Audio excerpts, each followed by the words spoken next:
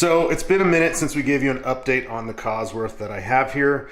There's going to be a giant update even coming soon with all the mods and rebuilding stuff I've done over the past year.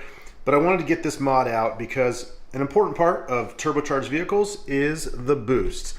So I have a Greddy Boost Controller, the Greddy Profect B. And actually I used to have one of these back in the day, I think in my Subaru WRX, but more recently when I had a 997 Porsche with GT35 turbos on there. So I had a little boost control on there. I could set my high and low boost. And you know, it was the perfect thing. Mini cars nowadays, people don't run boost controllers because you actually just control it with all the factory modules in the ECU when you do a tune. 93 Ford Escort RS Cosworth, we're going back old school. So we need to set that boost. This car is capable of running 30 PSI on our pump gas and holding it perfect. So I want to have something where I can set nice daily driving boosts at around 20 to 22 PSI and more aggressive around 25 to 30 PSI depending on the type of octane I put in there. So we've got the Greddy Boost Controller, we're in the home garage, and we're going to do an install so we can show you how this thing works, how to install it and set it up. So first, let's open the box and check it out.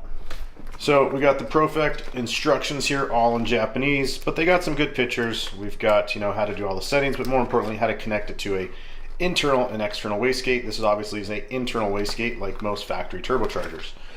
Boom, there's that. The cool part of it is the actual controller. So back in the day, like I said, the Greddy Profect B, this is a whole new, different design. I think it's been out for a little bit, but it's more digital, it's more sleek, and different than the old boxy types.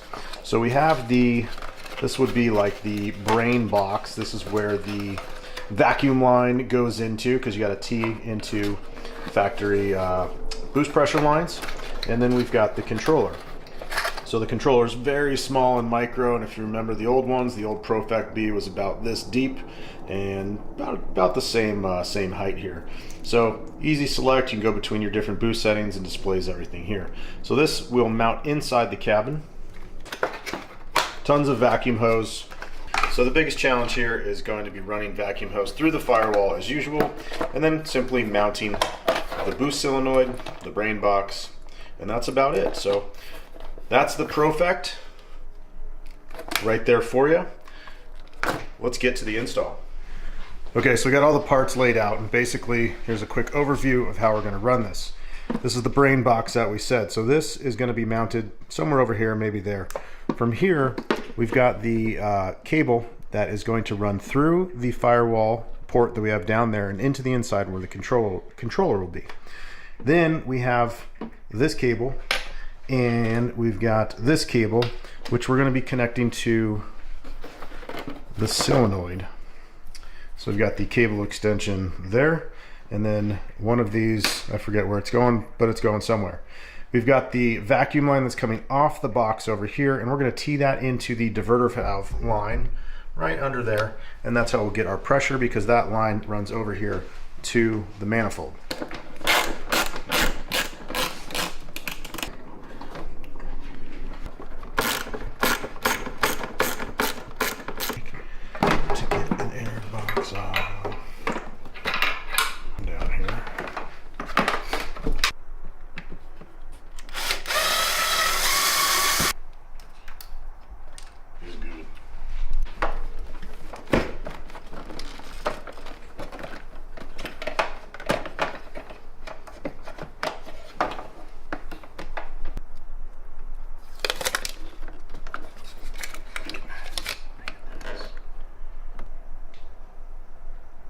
We've got the box mounted back there. We've run this through the firewall, and we've got the vacuum line all tucked in here nice and teed into the blow-off valve.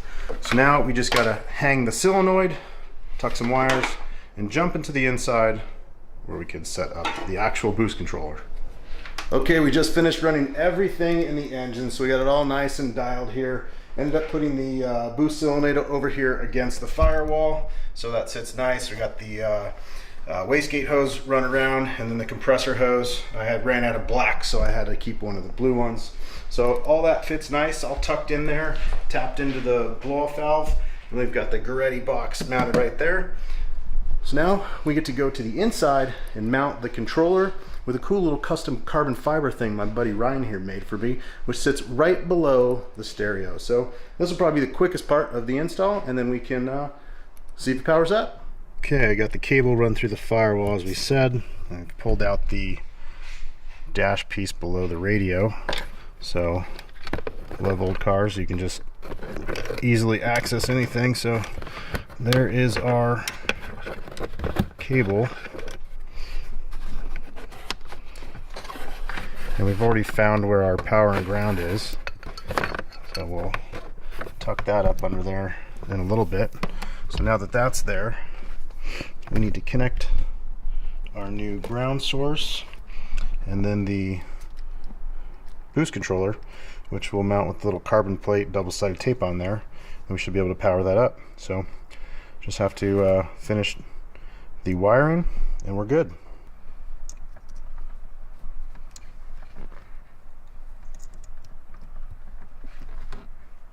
Look at that.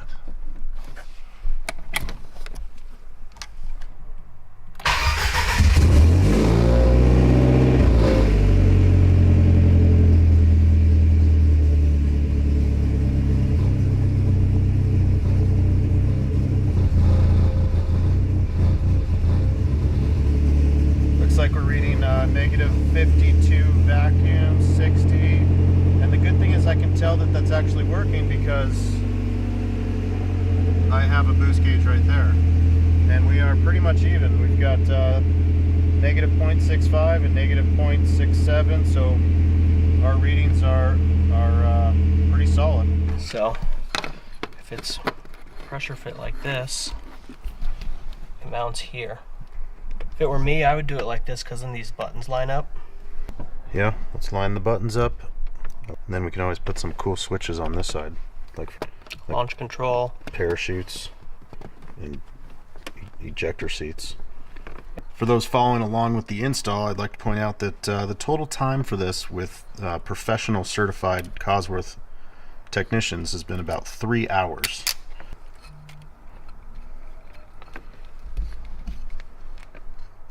Dead nuts.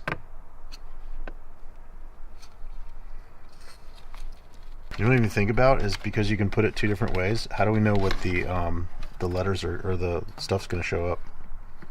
If it's going to be upside down or not?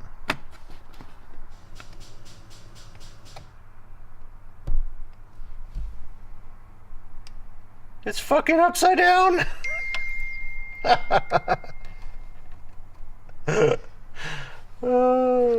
Hey, watch this. Not upside down. Oh my god. You know what? That's way better. I'm glad you figured that out. I can't adjust when I'm driving because I keep hitting this thing. Yeah. So using this boost controller isn't that difficult, actually. You basically go through the settings. Even though the instructions is in Japanese, I kind of remember some from the original one. So here we've got the boost is off. If I hold down this button, this gives me the first option. So the pattern, the direction, the brightness, if we want to change that because it's too bright, we could take that down a little bit. And we just press on the big button to change it. So we can go down here, units, PSI or bar, and the alarm, how we want that to sound. If we want it to be loud, very loud, long beep, short beeps, whatnot, and then displaying your last boost. So if we go back here, we are on off.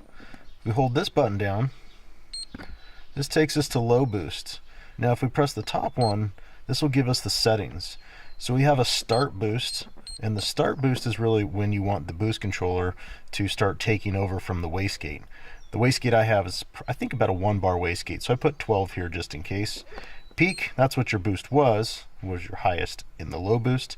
Warning is when you hit a certain pressure that you want it to then not continue going forward, and then that's where the limiter is, which is 10%.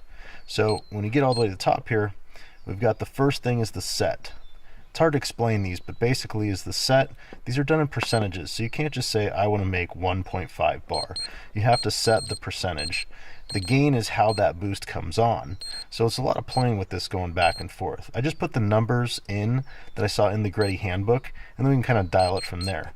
So they had a 60, and then they had the gain at a 20. So again, gain is how quickly that boost comes in. So what we're going to want to do is we're going to do some third gear pulls and see what we need to adjust. Now we can adjust the gain in the setting here. We can also just go back to, let's see, and just change the set right from the start. Now this will be something where we can probably fine tune where we want the percentages to be, and then we can say, okay, well, let's then play with the gain. Let's then play with the gain just a little bit. So same, it's a percentage. So what I did for the high boost, there we go, high boost. High boost, I did the same thing. I've got the start at wastegate. Peak I put at 28. Limiter, take it down 20%. And then the gain, the set gain 65. And then the gain here, sorry, it's 25. So really, once you have those basic settings in place, then you just need to drive it and kind of fine tune it. So between the digital gauge up here, as well as what we see of the boost down there, we'll be able to get it so we get our perfect pressures that we want to reach both in high and low boost. So that is the quick how you change and adjust the Greddy Boost Controller. Now, time to hit the street and see what type of, what we got to do to make this thing hold some numbers.